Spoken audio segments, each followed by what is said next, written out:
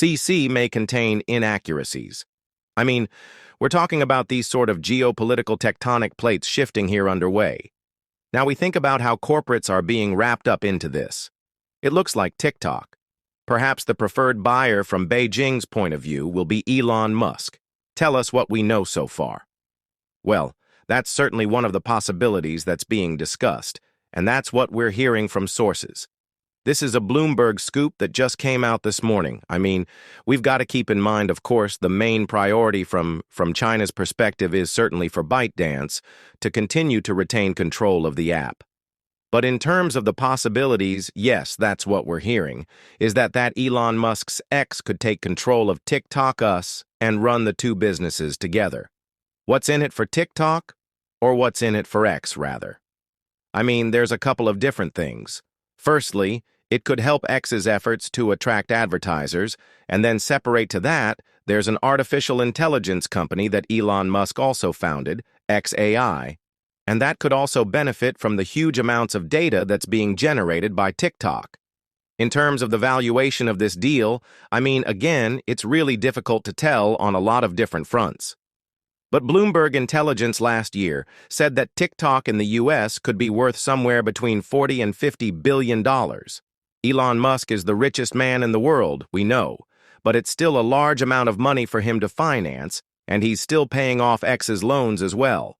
It's also unclear if U.S. TikTok could be sold off in a competitive process or if the sale is going to be arranged by the government. But just going back to sort of the main thing we do need to remember, of course, is the priority or the preference for China is for ByteDance to retain control of its operations. Have we heard from either company? We haven't heard anything. But it's also what else is interesting in this group today is it's also not clear how much ByteDance actually knows about these conversations, that it reportedly taking place, and also whether Musk, TikTok, and ByteDance have held any talks themselves on the terms of a possible deal.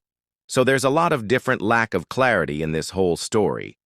But one of the things that's also interesting to note is that essentially ByteDance as U.S. operations for TikTok aren't necessarily at the sole control of ByteDance either, because the Chinese government holds a so-called golden share in the ByteDance affiliate in China.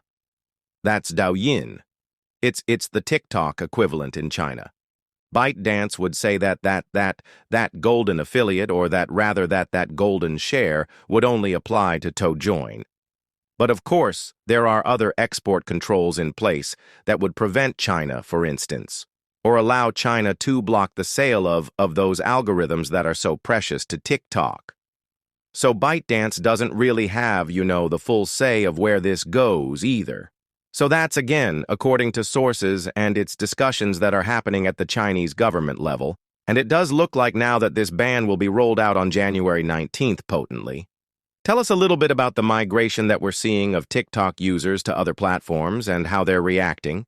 Yeah, it's probably not what the White House would have wanted to see. Actually, if you were to take a look at the Apple US app downloads this morning, the number 1 and number 2 apps today, Jiangsu, which is called Little Red Book or Red Note. And that's again a Chinese app, and it's an amalgamation of Pinterest and Instagram. That's number 1. Number 2 is Lemonade, and that's another affiliate of ByteDance as well. So we're seeing a big migration now from TikTok users that are looking to go to their platforms that actually are continuing to go to Chinese apps, at least if you take a look at the downloads. But also here, what you see with Google Trends, this is the searches that are taking place for Red. Now that you can see that Zhang show in blue YouTube shorts, in orange reels, I mean, maybe that's also just a bit of information gathering as well. People still don't really understand how these apps necessarily function, but certainly we are seeing some interesting trends underway because that does seem to be the most likely scenario right now, is that, yes, from January 19th, the app goes so-called dark in the U.S. You won't be able to download it on the 19th stores, and also, you won't if you're in the U.S., won't continue to receive any app updates either. So that is what we're sort of looking ahead to come next week.